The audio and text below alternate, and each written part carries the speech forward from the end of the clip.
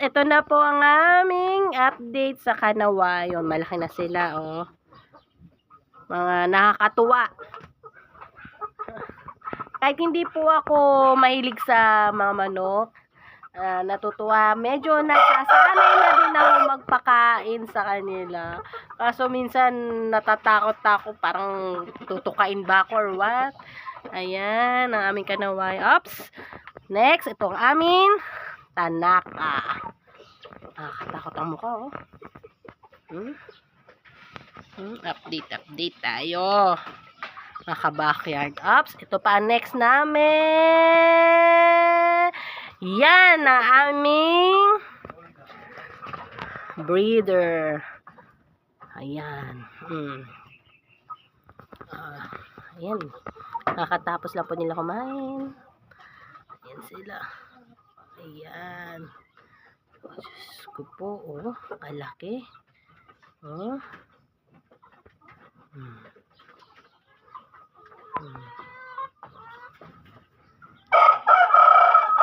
Yun, oh, solid. Mga backyard ang aming mga alaga.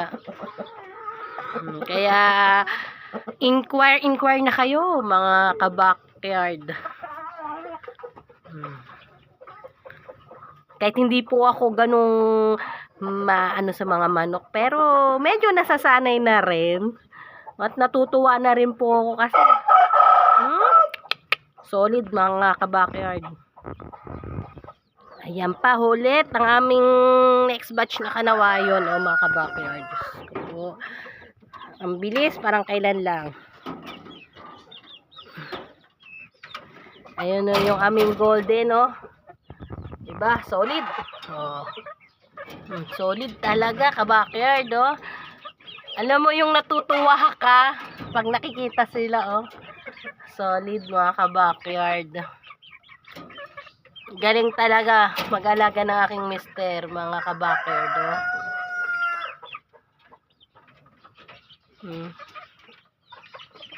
Malaking tulong to sa amin, mga ka-backyard. Ang mga manok na to. Sige, wait lang. Pinapakita ko pang aking mga Kanawayon. Ay, Kanawayon mo pala. Yun, narinig nyo ba yun? Yun naman ang aming kitawa. Yeah. Ito naman ang kitawa namin. Ayan. Yun. So, kitawa. Kitawa. Ayan. Kitawa on the road, mga ka-backyard. Kaya alam nyo na, mga ka-backyard, inquire na kayo. Ayan, ka-backyard. Diba? Katuwa ang kanyang tilaok. Itong isa, hindi pa eh. Waiting for tilaok pa itong isa, mga ka-backyard. Ayan. Actually, may siso pa kami dito, ka-backyard. Ano siya? Alam nyo na, inquire lang kayo dito. Ito siya, oh. 4 na lang. 4 na lang. Pakita ko sa inyo, mga ka-backyard, yung aming available. Wait lang, ha. Open ko. Kasi baka, natatakot ako eh. Baka magsiwalaan. Medyo takot ang... Yan, mga ka-backyard, oh. Ayan, mga ka-backyard. 4 yan, mga ka-backyard. Inquire na kayo. Ito yung aming, alam nyo na, available. Ayan, ka-backyard. Oh. Solid, mga ka-backyard yan. Solid na solid yan, mga ka-backyard. Oh. Solid, mga ka-backyard. Nakakatuwa. At hindi ka ganun mahilig sa manok, pero matutuwa at matutuwa ka sa kanila, oh. Kung ganyang kagaganda ng mga manok. Oh, solid, mga ka-backyard, oh. Wait. Ito talaga, ka-backyard, ang gusto ko, oh.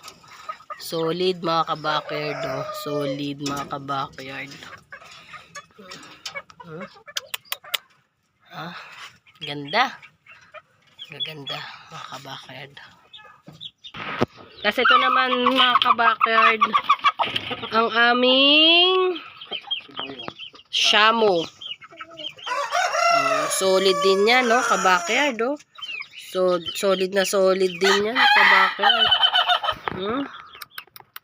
Ito rin, no? Solid, mga kabackyard. So, medyo madilim, hindi makita, mga kabackyard.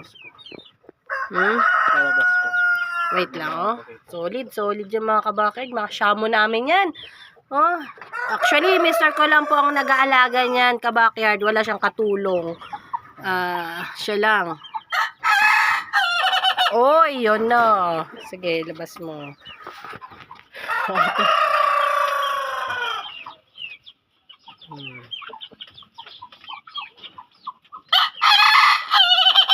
Iyon, ang kitawa. Narinig nyo na ang aming mga kitawa. Ayan. Solid. Mga kabackyard. Ito si Boyong. Yes. May tabi. Yan ang aming Shamu. Ayan. Alam nyo ba, kabackyard, mister ko lang nag-aalaga kabackyard. Hindi ko siya masyado matulungan kasi hindi ako humahawak ng manok. Pero kahit hindi ko siya matulungan sa mga ibang bagay, ayan. Solid. Siya pa rin ang nag-aalaga, mga kabackyard. Ayan, no. Ayan, no. Diyos ko, gigil, oh. Gigil. Yung isa, pakita mo yung babae. Wait. Yan, oh, kabackyard, oh. Wait lang, baka... kabackyard, siya lang lahat, kabackyard.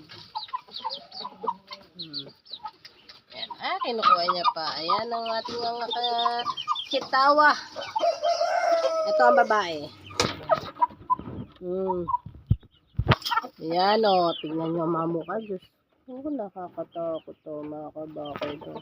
Kabilaan yan, kabackyard, oh.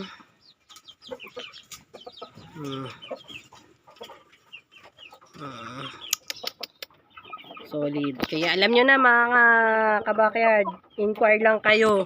Kung gusto nyong mag-alaga o panimula na magkaroon ng manok, ayan, chat nyo lang ako, kabackyard. Ayan, oh. Inquire lang kayo sa akin. Solid, mga kabackyard, oh. Kung alam nyo lang, ang yung nag-aalaga actually yung nag-aalaga ay dati siya nakakita. Kaso nagkaroon siya ng problema sa mata, kaya ngayon ay hindi na siya nakakita. So simula nung hindi na siya nakakita, parang meron kami isang kaibigan or meron siya isang kaklasmate na naging close namin. Shout out ko si Maring Bambi. Yan. Hello, Mars. Kahit hindi ko pa naano yung aking anak, alam mo na yun. Siya yung unang nagbigay sa amin ng manok. Nag-start kami actually sa manok na, ano ba manok yun? Cobra. Yes, native cobra. Kasi parang nagtanong siya kay Rap na, anong gusto mong gawin? Katulad niya, kasi nga, di ba, nawala na siya sa kanyang work. So, nagtanong siya, bumisita kasi siya sa bahay namin, anong gusto mong manok? Or anong gusto mong gawin? So, parang nag-open up yung aking mister na, kasi nga, mahilig siya sa manok, kaya parang gusto niya mag-start ng business sa pagmamanok. Ayun, ba, nagulat ako, kinabukasan. Mabait siya, talagang, supportive na kaibigan. Actually, may isa rin kaming manok eh. Ano ba yung manok na yun, be? Yung manok na yun, yung unang manok natin din. Hindi, yung isa pa. Yung unang manok natin. Parawakan ba yun?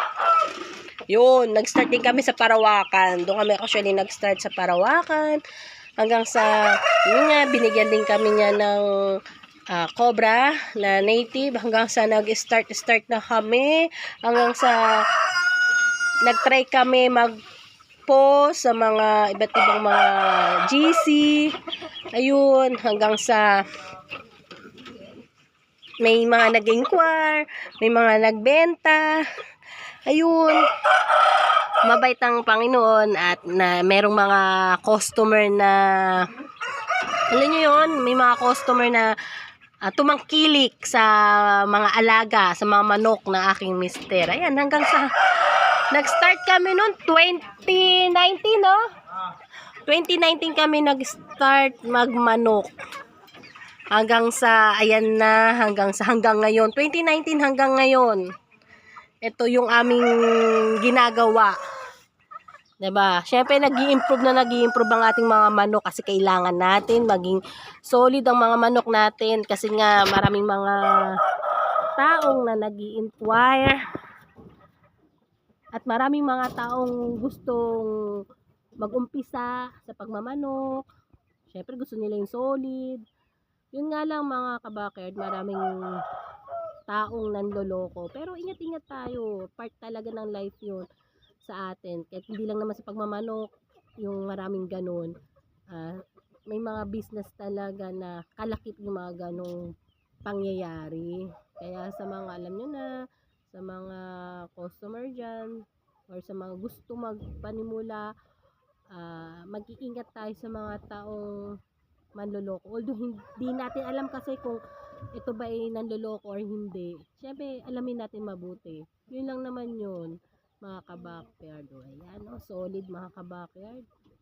Kaya natutuwa kami kabackyard kasi kung hindi dahil doon sa ibinigay din nung kaibigan ng aking asawa. Actually, naging kaibigan ko na rin siya. Kaya yun. Doon kami nagumpisa. Galing kasi supportive siya. Supportive na tao siya. Kaya malaki din ang pasalamat namin sa kanya. Para nabuo din yung, alam mo yun, nabuo din yung ng mister ko. Kasi nga hindi nga siya nakakita. Kaya ayan. Kaya ito, nagumpisa na kami sa ganito. Hindi na namin mabita-bitawan. Actually, nagkaroon na kami ng pagbebenta. Yung tipong talagang winash out namin siya kasi umuwi kami ng Cavite. Pero hindi namin mabita-bitawan. Ayan. Nawala lahat yung mga ibang manok namin. Pero still, ito pa rin kami. Yan o. Diba? Nakakatawa lang. Kasi nag-i-improve ang aming mga manok. Diba? Ayan. Malaking tulong sa amin yan mga kabackyard. Alam nyo ba yun? Malaking pasasalamat ko dyan sa mga manok na yan. Kasi nga kung hindi dahil sa kanila, ayan pa, nakawala siya. May ano kami. Ayan. Kung hindi dahil dito sa mga manok na to, malaking tulong talaga ito sa aming, lalo na sa aming pamilya. Lalo ngayon kasi ako, mga kabackyard, wala akong work.